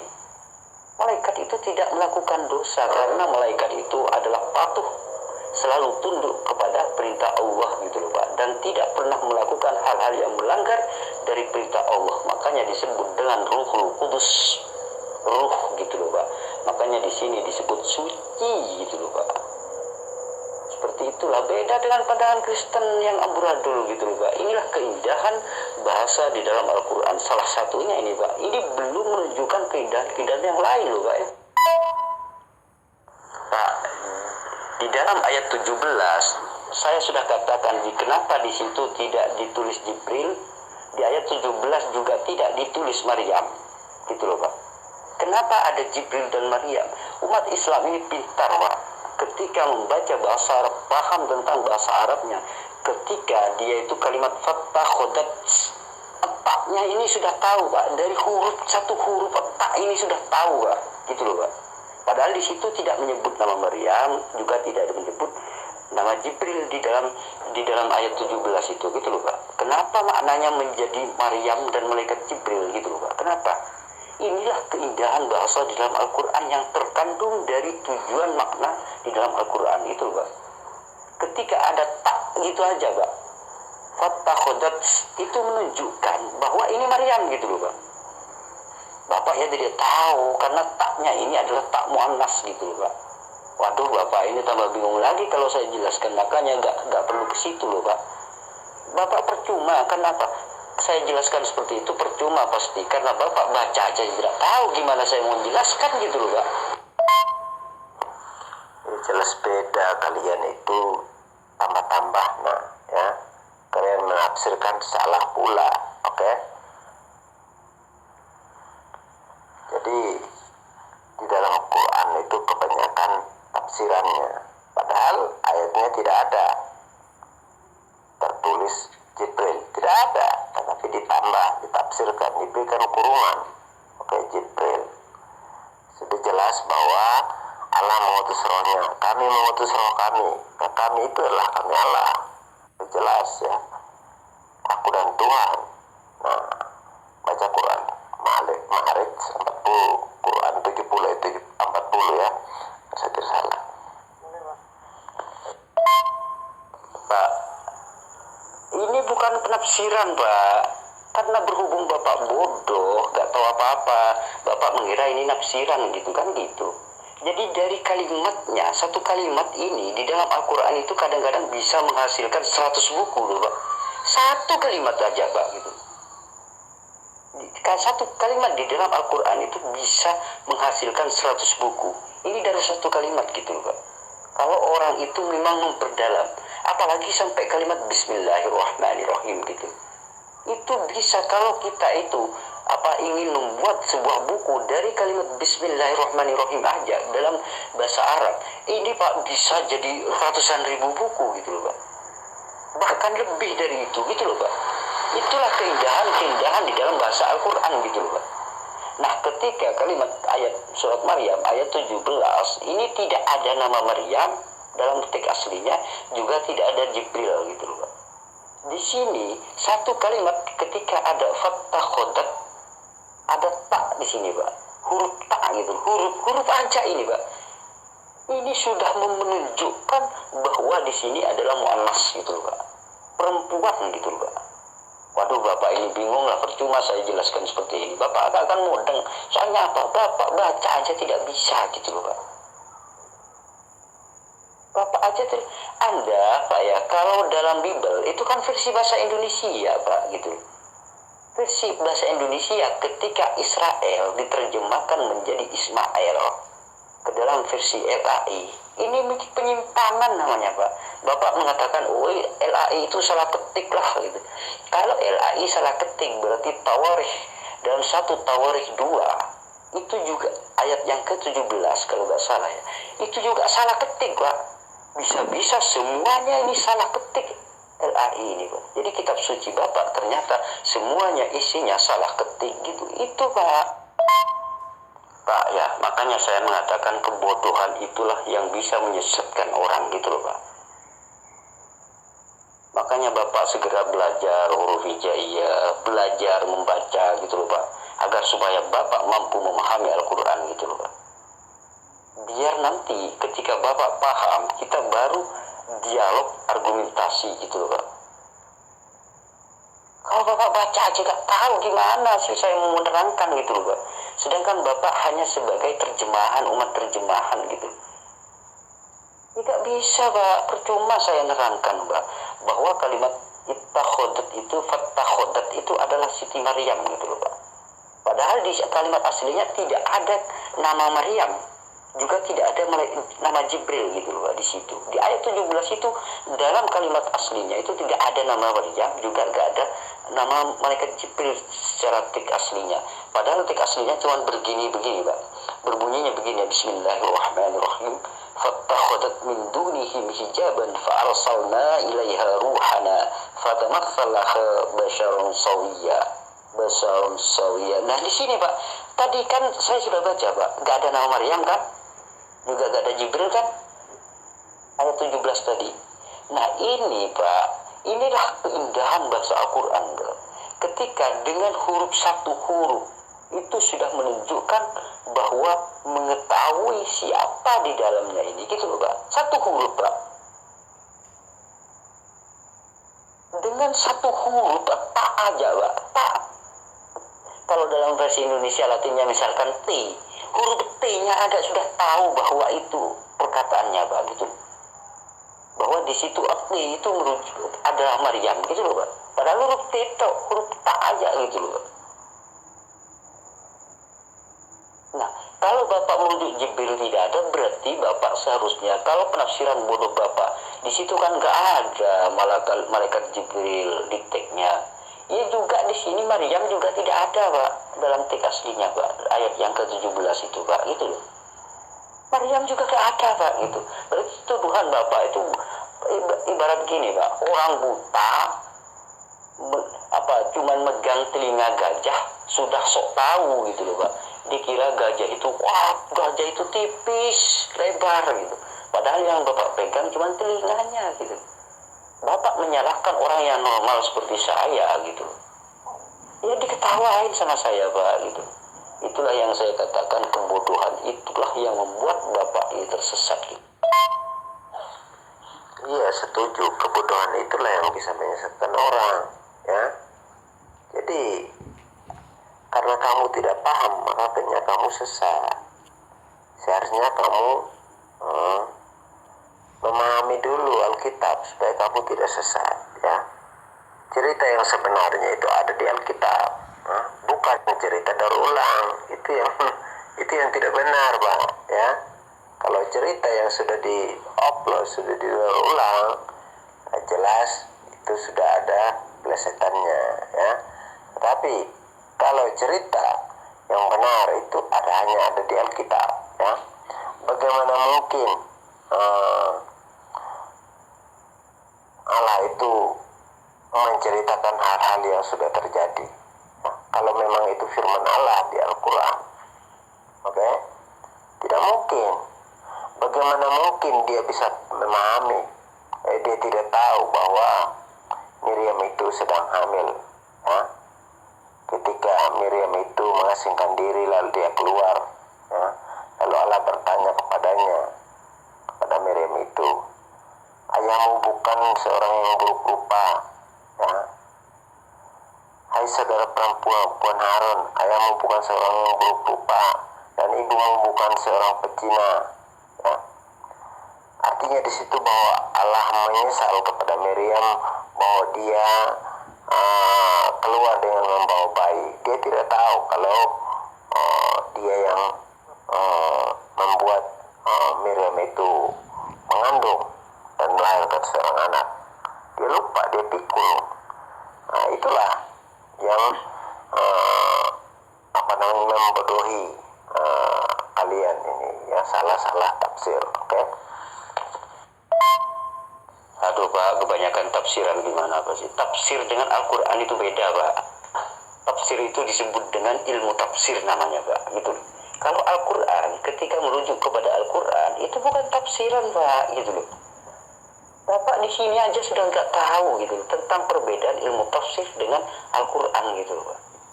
Nah, ketika kalimat misalkan Bapak mengatakan di ayat 17 Maryam, di situ tidak dikatakan tidak ada nama malaikat Jibril. Bahkan Pak, di ayat 17 itu pun juga tidak ada nama Maryam gitu loh Pak.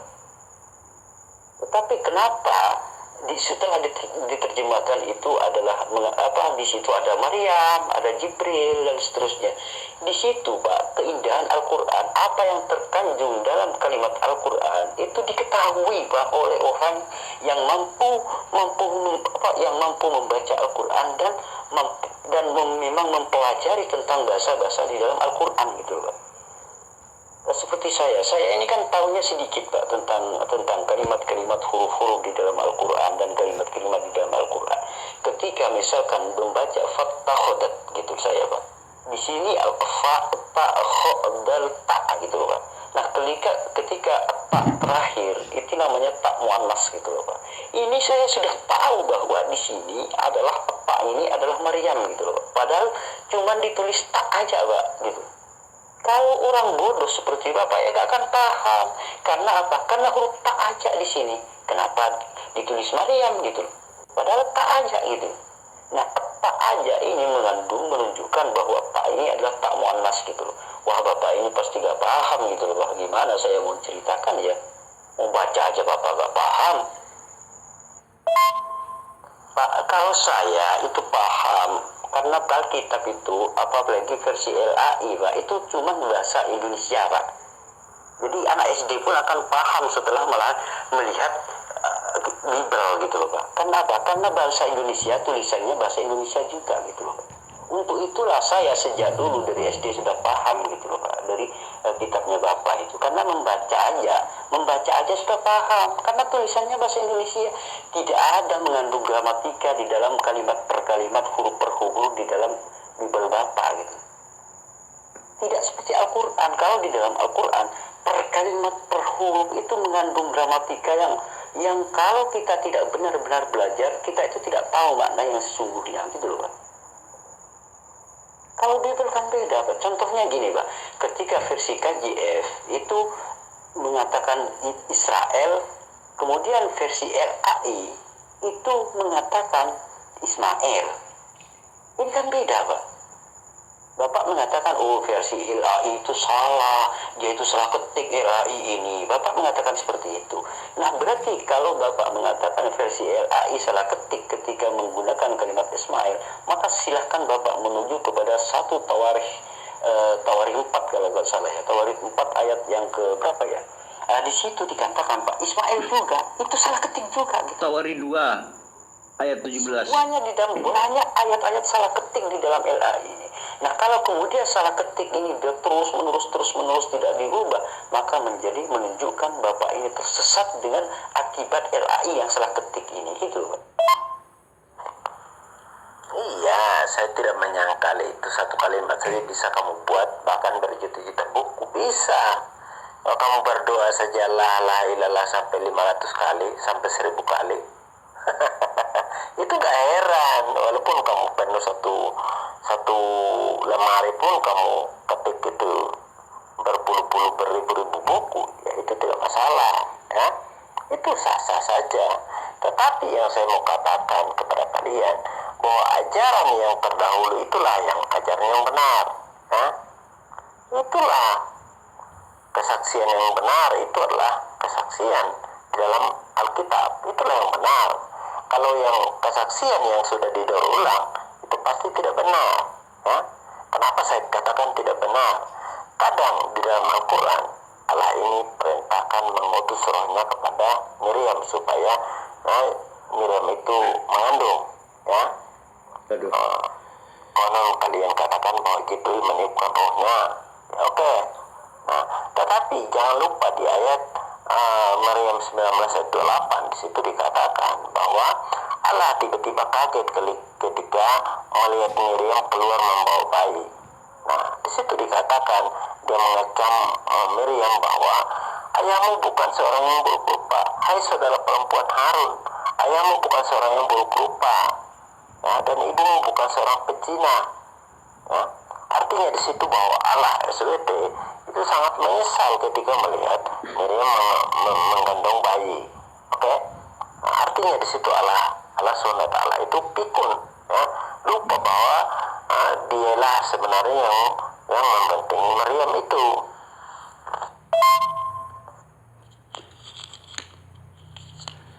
Astagfirullah Bapak. Begini Pak ya, Anda mengatakan ajaran yang pertama itu pasti benar. Sebenarnya begini Pak, Al-Quran datang itu untuk meluruskan kebengkokan yang Bapak percaya, gitu loh Pak. Jadi karena ajaran Yesus sudah dibolak-balikkan, sudah dibengkokkan semua, untuk itulah pentingnya Al-Quran diturunkan, gitu loh Pak. Penting sekali gitu loh Pak. Bukan jaminan sesuatu yang pertama itu benar gitu loh Pak.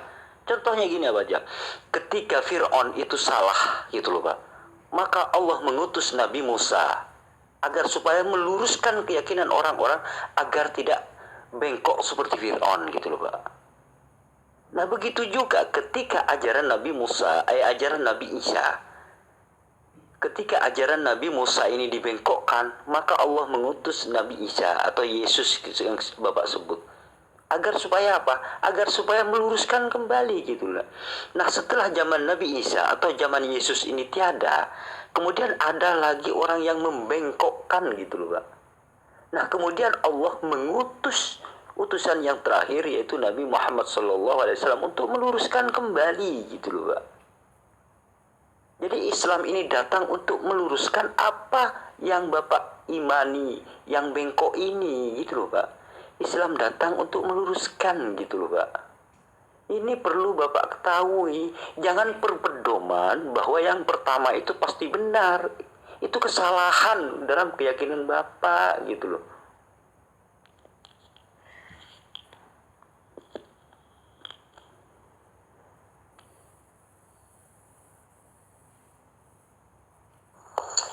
Bapak mengatakan, ya Pak, Bible itu kan cuma bahasa Indonesia ya Pak. Jadi anak SD pun akan paham gitu loh, karena tidak mengandung gramatika di dalam per huruf per kalimat di dalam Bible Bapak, kan begitu. Nah, ketika tadi mengatakan saya di dalam 2 Samuel 17 ayat 25 itu Pak, di situ dalam versi KJF itu tertulis Israel gitu Pak. Sedangkan di dalam versi LAI itu Ismail.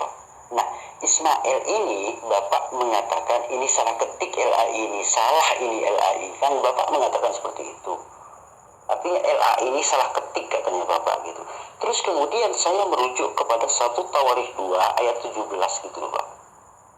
Nah, di situ benar Pak, enggak salah ketik gitu. Ternyata Amasa ini orang Ismail gitu loh Pak. Memang ini Amasa orang Ismail gitu. Berarti kalau Bapak mengatakan LAI salah ketik, berarti semuanya di Bible itu salah ketik banyak gitu loh Pak. Banyak yang salah gitu loh Pak. Nah, kesalahan ini kalau dibiarkan Pak, itulah yang menyesatkan gitu Pak. Sehingga Tuhan pun dianggap sebagai Tuhan, ini juga salah ketik gitu loh Pak. Sehingga Dia bisa menyebabkan orang menuhankan manusia gitu. Akibat daripada salah ketik yang Bapak ucapkan tadi gitu. Inilah penyesatan namanya Pak. Bukan hanya salah ketik, tapi penyesatan gitu. Aduh bodohnya Bapak semakin parah di sini gitu loh Pak. Padahal di situ kan itu tuduhan terhadap Maryam. Gitu Pak. Di sini ayat ini menjelaskan bahwa Maryam ini dituduh berzina karena dia itu hamil tidak punya suami gitu loh Pak. Ini membicarakan tentang tuduhan terhadap Maryam dan pembelaan Nabi Isa alaihissalam kepada ibunya gitu. Nah, di sini Nabi Isa yang membela gitu Pak. Karena begitu gemparnya Maryam dituduh berzina di sini Pak. Maryam ini dituduh berzina karena punya anak tapi tidak punya suami gitu. Ini wajar gitu loh Pak. Wajar. Kemudian Tuhan menguatkan gitu loh Pak dengan kalimat hai saudara perempuan Harun, ayahmu sekali-kali bukanlah seorang yang jahat dan ibumu sekali-kali bukanlah seorang pezina gitu. Artinya Maryam di sini bukan keturunan pezina. Kenapa Maryam sendiri dituduh berzinah gitu? Padahal Maryam ini adalah orang yang baik, orang yang suci gitu loh. Itu yang digambarkan di dalam Al-Quran. Berhubung Bapak nyolong-solong tanpa memahami, tanpa membaca berulang-ulang, tanpa mengetahui maknanya di dalam Al-Quran, Bapak akhirnya bodoh sendiri. Makanya saya katakan kebodohan itulah yang membuat Bapak tersesat gitu. Sehingga yang bukan Tuhan pun Bapak anggap Tuhan gitu loh Pak. Ini akibat dari kebodohan Bapak sendiri memahami ayat-ayat gitu loh Pak. Pak, kalau Bapak baca, kalau Bapak memang merujuk kepada Maryam ayat 28, di situ kan sudah jelas Pak. Dikatakan ya ukhta Haruna ma kana abuka mra'a sawin wa ma kanat ummuki baghiya. Artinya begini, hai saudara perempuan Harun, ayahmu sekali-kali bukanlah seorang yang jahat dan ibumu sekali-kali bukanlah seorang pezina.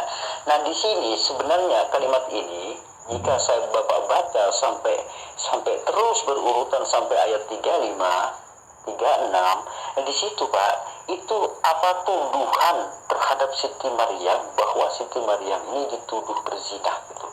Tuhan menegaskan bahwa ayahnya bukan orang jahat, ibunya bukan tukang zina. Mengapa Maryam dituduh seorang pezina gitu? Ini pembelaan Allah di sini Pak. Kemudian di sini menjelaskan tentang pembelaan Nabi Isa, pembelaan anaknya sendiri yang masih bayi, membela ibunya bahwa ibunya itu bukan pezina gitu Pak. Inilah keindahan di dalam bahasa Al-Quran gitu Pak. Berhubung Bapak bodoh dalam menyikapi ayat ini, ya kebodohan itulah yang membuat Bapak tersesat gitu loh Pak.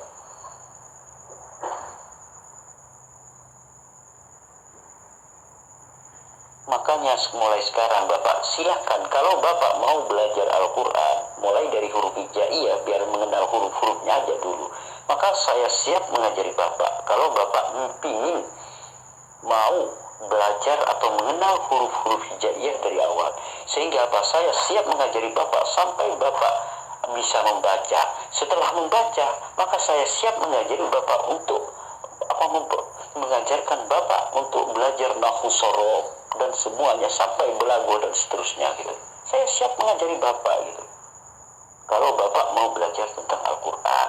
Tetapi saran saya, jangan pernah menafsirkan Al-Quran dengan kebodohan yang Bapak miliki gitu, karena kebodohan Bapak itulah yang menyesatkan Bapak sendiri. Saya mau tanya, itu Al-Quran firman Allah apa firman tetangga yang menuduh? Coba jelaskan. Pak, begini Pak, ketika saya berdialog dengan Bapak Pendeta Umbu, ketika saya berdialog dengan Bapak Pendeta Savana Umbu tentang Al-Quran, ibarat gini Pak, ibarat orang buta orang buta yang nggak tahu apa-apa menyalahkan orang yang normal gitu Pak. Ibarat seperti itu Pak. Bapak ini ibarat gini, Bapak ini taunya cuma memegang telinganya gajah. Nah, Bapak ini sudah sok tahu tentang gajah gitu loh Pak. Terus sehingga Bapak menyalahkan ketika menerangkan kepada orang bahwa gajah itu tipis, lebar gitu. Nah, seperti itu. Dan saya mengatakan, Pak, Anda ini salah Pak. Gajah itu bukan tipis lebar, tapi gajah itu ada belainya, ada ininya, kakinya 4, ada buntutnya dan seterusnya gitu. Yang Bapak pegang ini cuma telinganya Pak. Bapak ngotot dengan kebodohan Bapak Anda sendiri gitu loh. Sehingga apa? Tetap berargumen, wah gajah itu lebar, Hasan itu salah, seperti itu. Karena Bapak buta gitu loh. Nah, disinilah Pak gambaran ketika saya berdialog dengan Bapak. Bapak ini ibarat orang buta yang cuma memegang telinganya, sudah sok tahu gitu loh Pak. Seperti itulah gambaran Bapak gitu. Makanya saya sering mengatakan kepada Bapak dari atas, kebodohan itulah yang bisa menyesatkan Bapak. Jadi kesesatan Bapak itu akibat dari kebodohan Bapak sendiri gitu, yang tidak mau menggunakan akalnya untuk belajar gitu loh. Tuh. Pak, gini, orang Yahudi ini ketika melihat Maryam hamil, Maryam ini dituduh berzina sama Yahudi. Sampai apa Pak? Sampai Maryam ini sendiri Pak. Artinya sampai menyendiri gitu loh Pak. Karena saking banyaknya orang Yahudi yang menuduh Maryam sebagai pezina gitu loh Pak. Kemudian Allah menguatkan gitu loh Pak. Maryam ini bukanlah, ayahnya bukan tukang zina, ibunya bukan tukang zina, ayahnya bukan orang jahat. Dia ini orang baik-baik gitu loh Pak. Ditegaskan oleh Al-Quran seperti itu Pak.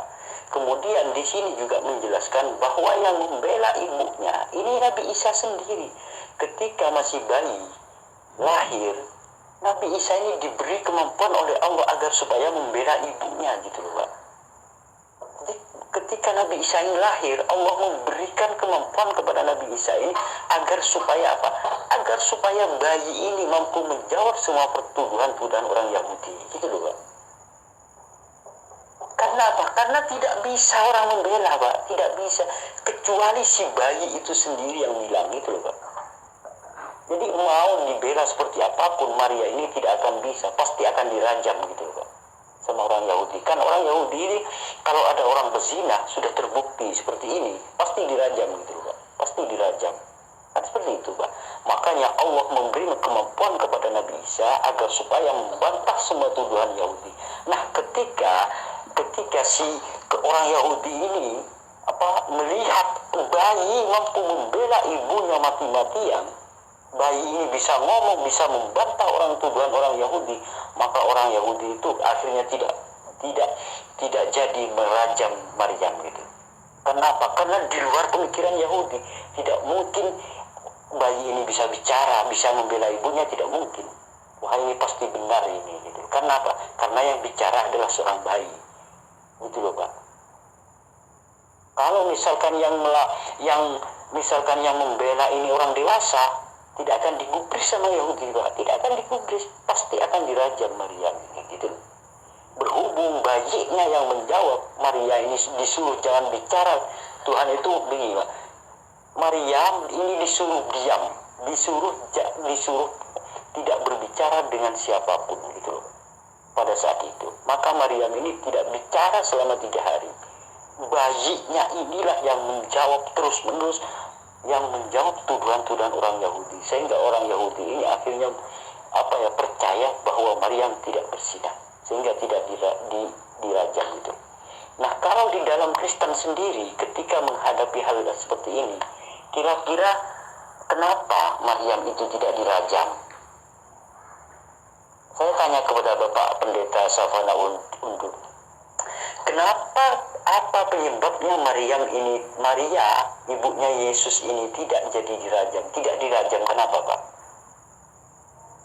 Menurut itu gak mungkin Bapak menemukan jawaban di dalam Bible, itu gak mungkin ada Pak. Hanya Al-Quran yang mampu menjawab persoalan itu gitu. Di dalam Bible gak ada. Kenapa orang yang tidak punya suami kemudian itu hamil dan punya anak, ini sudah terbukti Pak, secara nalar, secara logika ini sudah terbukti berzina gitu loh. Tetapi kenapa tidak dirajam Maria ini? Di dalam Bible tidak ada jawaban hal ini. Yang ada hanya ada di dalam Al-Quran. Ini membuktikan bahwa Al-Quran ini benar-benar firman Allah gitu. Karena Al-Quran mampu menjawab setiap pertanyaan yang ada di pikiran manusia gitu loh. Pak, begini ya, saya ceritakan Pak ya sedikit kalau Siti Maryam ini adalah dituduh berzinah sama orang-orang Yahudi. Karena apa? Karena sudah terbukti hamil, sudah terbukti punya bayi, tidak punya suami gitu loh Pak. Hamil tapi tidak ada suaminya. Ini Siti Maryam ini dituduh berzinah gitu. Dan ini tidak ada yang mampu membela gitu loh Pak. Tidak satu pun orang yang mampu membela Maryam itu mati-matian. Karena apa? Karena pasti dirajam. Siapapun yang membela tidak akan dipercaya oleh Yahudi gitu loh Pak. Misalkan ini si Yusuf mau membela, nggak bisa Pak, tetap. Karena apa? Karena dia itu punya anak, dia itu hamil ketika tidak punya suami, pasti akan dituduh berzinah gitu. Ini buktinya dia itu hamil dan punya anak gitu Pak. Buktinya itu Pak, sudah ada bukti gitu loh Pak. Maka pasti akan dirajam gitu. Maka kemudian karena berhubung tidak ada yang mampu membela Maryam, maka kemudian Allah memberi kekuatan kepada Nabi Isa agar supaya membela ibunya gitu loh Pak. Maka ketika Yesus atau Nabi Isa ini lahir, Allah memberikan dia kemampuan untuk berbicara gitu loh Pak. Sehingga apa? Sehingga Nabi Isa ini mampu membela ibunya mati-matian gitu loh Pak. Nah, inilah yang membuat Yahudi kaget gitu loh Pak. Sehingga apa? Sehingga Yahudi tidak percaya kepada si bayi gitu loh Pak. Karena apa? Karena tidak mungkin bayi ini mampu berbicara, mampu membela ibunya. Pasti bayi ini benar. Itulah yang membuat Maryam tidak jadi dirajam gitu loh Pak. Itulah keindahan di dalam Islam. Kalau sekarang saya tanya kepada Bapak, Maryam ini kan hamil, Maria ibunya Yesus ini kan hamil Pak. Hamil di luar nikah, artinya tidak menikah, tidak punya suami, hamil dan punya anak. Ini pasti tuduhan terhadap Maria berzina itu pasti itu Pak. Kenapa? Karena hamil, punya anak, tidak menikah, tidak punya suami gitu. Dituduh berzina itu pasti. Sedangkan Yahudi mematuhi hukum Taurat. Semua orang yang berzina itu pasti dirajam. Kan gitu Pak. Nah, sedangkan Maria, ibunya Yesus ini terbukti hamil gitu Pak. Tanpa punya suami gitu. Nah, ini di dalam kekristenan yang menyebabkan Yahudi tidak merajam Maria ini apa Pak? Saya tanya kepada Bapak. Yang menjadikan Maria tidak dirajam ini apa oleh Yahudi? Padahal ini sudah terbukti hamil gitu Pak. Walaupun tidak ada saksi, ini sudah terbukti hamil punya anak gitu, tidak punya suami gitu. Ini pasti dirajam sama Yahudi kalau seperti itu gitu. Nah, yang menyebabkan ini tidak dirajam itu apa menurut versi Alkitab? Sampai kiamat pun Bapak tidak akan mampu menjawab hal ini, karena jawabannya hanya ada di dalam Al-Quran gitu Pak. Pak, gantian dong tanya. Kan Maria ini hamil Pak ya, hamil terus punya anak tanpa ada suami. Ini kan sudah diketahui oleh orang Yahudi. Nah, sehingga tertulis dalam Bible. Ini pasti sudah tahu, sudah ribut ini Pak. Karena Maria hamil tanpa suami. Ini saya sekarang aja tahu bahwa Maria hamil tanpa suami, apalagi zaman dulu gitu loh Pak. Di zaman Maria gitu loh. Nah, pertanyaan saya, apa yang menyebabkan Maria ini tidak dirajam gitu loh Pak? Di dalam Bible itu apa gitu loh. Karena apa? Karena keadaan atau situasi seperti ini tidak akan bisa orang membela Pak. Karena sudah terbukti gitu loh. Dia itu hamil gak punya suami. Secara logika pasti dia itu berzina gitu loh. Pasti akan dirajam gitu loh Pak. Logikanya berbicara seperti itu gitu. Kalau dalam versi Bible, apa yang penyebabnya Maria ini tidak dirajam gitu loh. Sedangkan Yahudi sendiri itu taat pada hukum rajam gitu loh. Tolong Bapak jawab dalam versi Bible gitu. Pak, kalau Bapak tidak mampu menjawab dengan versi Bible, silahkan dengan asumsi Bapak, gak apa-apa gitu. Saya izinkan Bapak berasumsi menjawab kenapa Maria tidak dirajam gitu. Silahkan jawab dengan asumsi Bapak juga gak apa-apa gitu. Kenapa Bapak lama tidak menjawab pertanyaan saya gitu loh Pak? Mari kita diskusi Pak dengan baik-baik gitu loh Pak. Jangan ada yang menghina gitu loh Pak. Kalau Bapak mau menerjemahkan Al-Quran dengan kebodohan Bapak, selama itu pula saya akan tetap membantah Bapak gitu loh. Dengan keyakinan, dengan ilmu yang saya miliki. Kenapa? Karena saya lebih paham Al-Quran daripada Bapak gitu. Oke, terima kasih Pak. Karena Bapak tidak mampu menjawab pertanyaan saya baik secara alkitabiah atau secara asumsi, maka sehingga Bapak tidak menjawab VN saya. Ya udah, saya ucapkan terima kasih. Bapak sudah bersedia berdialog dengan saya. Tapi saya sarankan kepada Bapak, jangan menafsirkan Al-Quran dengan kebodohan yang Bapak punya gitu. Bapak pelajari aja dulu, baca dulu, pelajari makna-makna dan huruf-huruf di dalam Al-Quran, kandungan-kandungan huruf di dalam Al-Quran, dan juga kandungan-kandungan kalimat di dalam Al-Quran. Dan juga Bapak harus mampu membaca Al-Quran ini, jangan hanya berdasarkan terjemahan gitu Pak. Biar Bapak memahami isi kandungan di dalam Al-Quran itu sendiri. Itu saran saya Pak. Dan juga setelah Bapak mampu mempelajari, mampu membaca Al-Quran dengan secara tekniknya, maka saya sarankan Bapak belajar beberapa ilmu agar supaya Bapak menguasai setiap per huruf di dalam Al-Quran, per kalimat di dalam Al-Quran. Yaitu belajarlah ilmu nahwu dan sorob gitu loh Pak. Dan juga ilmu balaghah, ilmu bayan, ilmu dan seterusnya gitu loh Pak. Maka insya Allah setelah Bapak mempelajari semua itu, insya Allah Bapak akan menguasai tentang bahasa, keindahan bahasa di dalam Al-Quran gitu loh Pak. Itu saran saya Pak. Silahkan mulai sekarang Bapak mempelajari Al-Quran dengan sebaik-baiknya gitu loh Pak. Jangan menafsirkan Al-Quran dengan kebodohan Bapak sendiri. Karena kebodohan itulah yang membuat Bapak tersesat. Terima kasih Bapak Bapak Pendeta telah bersedia dialog dengan saya. Saya ucapkan terima kasih waktunya Pak.